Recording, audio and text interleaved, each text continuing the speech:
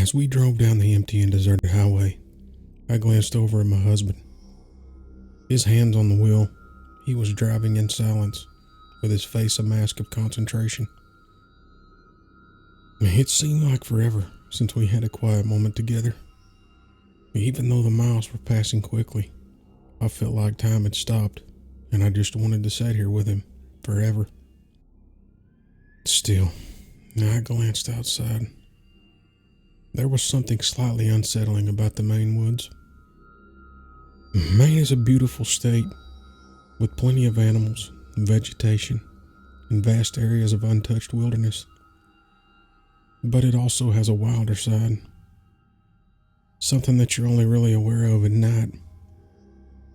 When we were driving through the mountains of Maine, near the tail end of the Appalachians, the terrain dark and rugged, the trees looming over us like a sentinel. My husband continued to drive in silence, his eyes on the road, as I watched the dark woods pass us by. "We'll be at the property soon, won't we?" I asked him, my voice soft. He nodded in response, his mask of concentration finally breaking. "Yeah, we should be there soon," he grinned.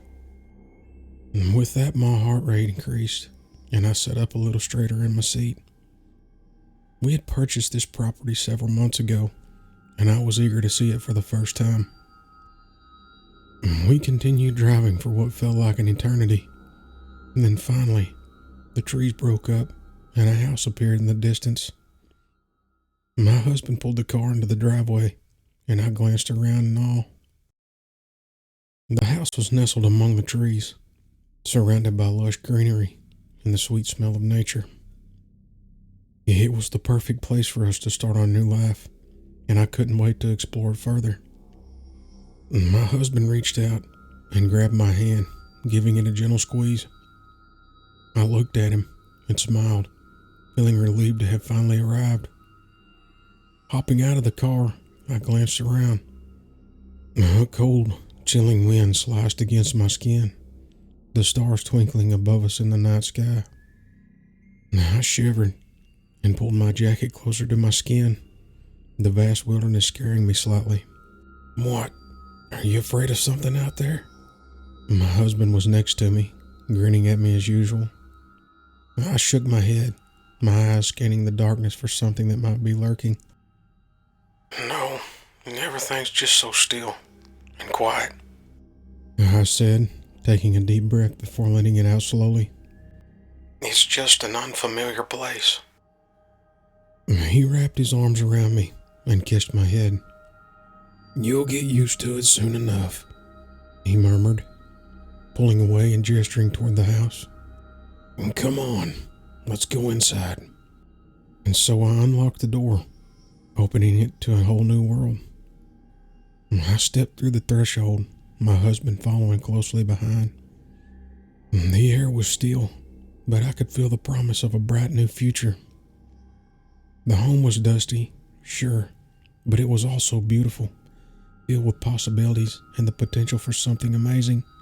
Still, it wasn't exactly in livable conditions. Not tonight, at least. "Aren't you glad we packed the tents?" my husband said, grinning. I grinned back, a campfire suddenly seeming much more inviting than the eerie darkness inside the house.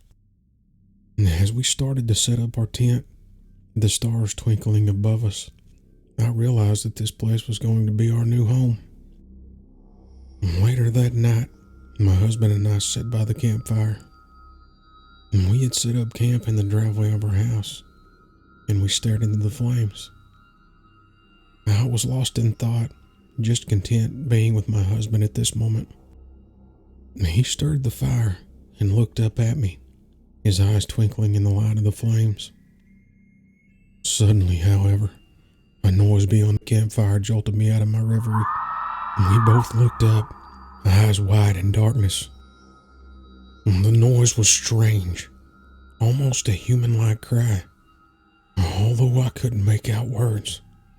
I felt as if whatever was out there was trying to communicate with us. And chills ran along my spine, and I shivered. What was that?" asked, my voice a whisper. My husband's arms circled around me protectively, and he pulled me closer. That, my love, he said softly, was the call of the Maine woods. And laughing, I hit his shoulder. I'm being serious. What was that? But he simply smiled, his gaze returning to the flames. Probably just a bobcat, or a bear, or something. They won't come near the fire, he said, gesturing toward the ring of stones we'd encircled around the campfire. Just enjoy this moment with me, okay? And so I settled in closer to my husband, and we watched the fire. And despite this, I couldn't help but feel as if something was out there, beyond the ring of light that the fire gave off, watching us.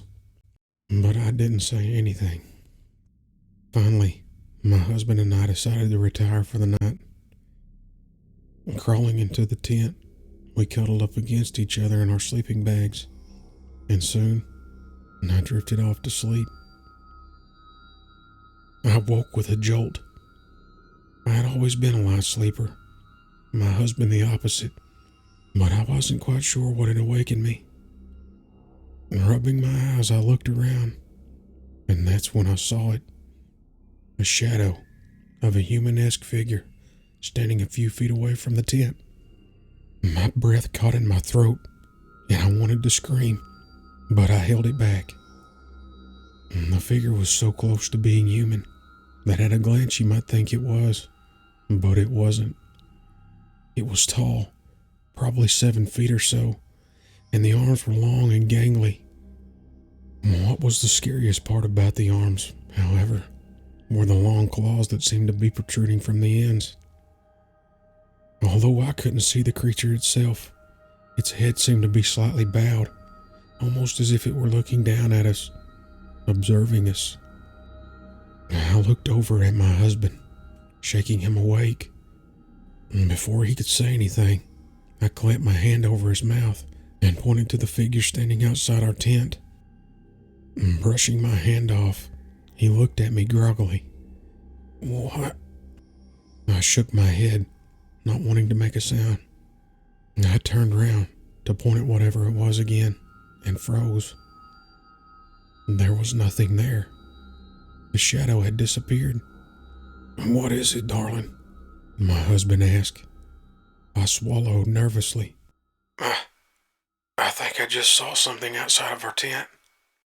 It was tall, and I don't know, but their arms were long and weird. My husband got up, unzipping the tent. He grabbed the pistol he had brought with us and stepped outside, looking around for the cause of the fright. But besides bugs and a few animals scurrying away, there was nothing out of the ordinary. The fire had died. The stars were hiding behind a thin veil of clouds, and the woods were silent. You sure you weren't dreaming? My husband said, turning to me. I shook my head uncertainly, but there really was nothing there. And so my husband crawled back into the tent and was soon asleep again. I couldn't sleep, though, and lay there, listening to the sounds of the woods. And then I heard it again. The same human-like cry that startled me earlier. It seemed to come from far away, but it was still loud enough for me to make out. And suddenly, as if in an instant, a shadow fell over my face, and I heard a ripping sound. I whipped my head around and saw something that made me scream. 2 hands had torn a hole in the tent, the fabric flapping in the wind. Barely inches from mine there was a face, but this face was inhuman at best. It had rows of small pearly teeth like those of a child. It had a wide gaping smile, soft and pale sickly green lips parted slightly. The flesh of whatever this thing was. The flesh was a sickly sort of purplish hue with a slight green tint to it. It was chubby and slimy, and I could feel its putrid breath upon my face. The thing had no hair, but its head was lined with scars and sickly discolorations. Its eyes, they were wide, perhaps the size of tennis balls, but white and filmy and cold. And then it screamed. The scream was human, but not human. It changed in pitch and volume, sometimes high-pitched and other times low.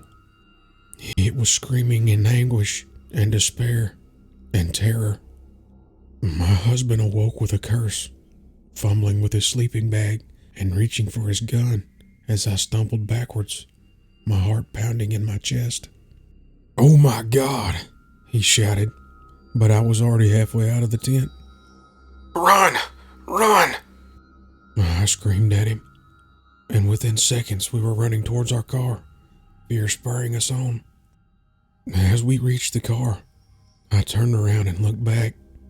The creature stood there, its eyes burning with an odd energy, its mouth spread wide in a crazed and maniacal grin.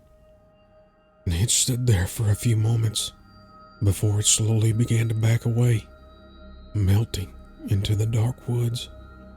My husband and I only stopped when we had unlocked the car door and hopped safely inside, my husband holding his gun and me shaking uncontrollably.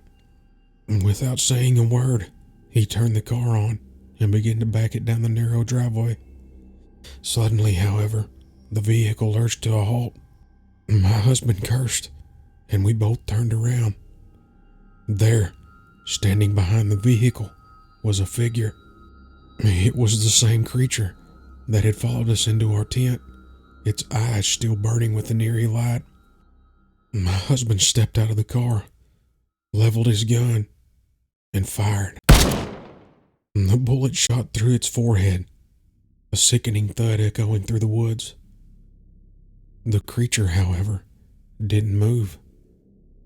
Blue blood began to pour from its wound, but it stood there, the childlike teeth still turned up in a grin. And then suddenly, it leaped toward him. With barely 2 long strides, it had reached him, its long arms snaking around his neck and squeezing tightly. My husband tried to push it off, but it was too strong. I watched in horror as its teeth grazed his neck, the blue blood dripping down onto his skin. "Go!" he shouted. "Get out of here!" I could barely think, tears streaming down my face. I jumped into the driver's seat, my hands shaking on the steering wheel. I slammed the car into gear and backed up. As I looked back, I saw my husband, his eyes bleeding from their sockets as the creature tore his neck open with its razor-sharp claws. I raced away, my head spinning and my vision blurring.